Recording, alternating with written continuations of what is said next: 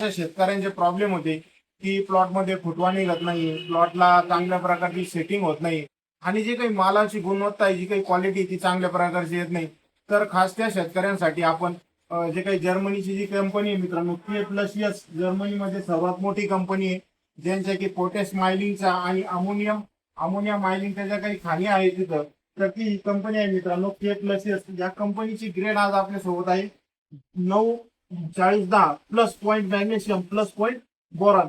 तर ही ग्रेड आपल्या पिकामध्ये काय काम करणार आहे? तर मित्रांनो, ही ग्रेड आपल्या प्लॉटमध्ये जे काही रूट डेव्हलपमेंट आहे तर रूट डेव्हलपमेंटला ही चांगलं काम करणार आहे आणि सोबतच जे काही फ्लॉवरिंग आपल्या प्लॉटला पाहिजे तर त्या फ्लॉवरिंग साठी ही ग्रेड आपल्या कामात येणार आहे. आणि जो काही प्लॉटमध्ये आपल्याला फुटवा पाहिजे असतो मित्रांनो, तर फुटव्यासाठी ही ग्रेड एक नंबरचं काम त्या ठिकाणी करणारच आहे.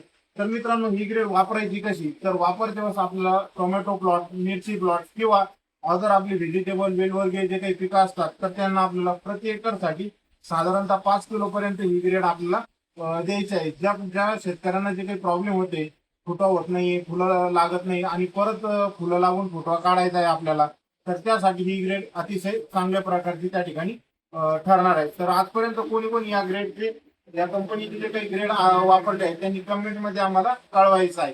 तर मित्रांनो, अशाच नवनवीन माहितीसाठी आणि प्रोडक्टसाठी पेजला फॉलो करून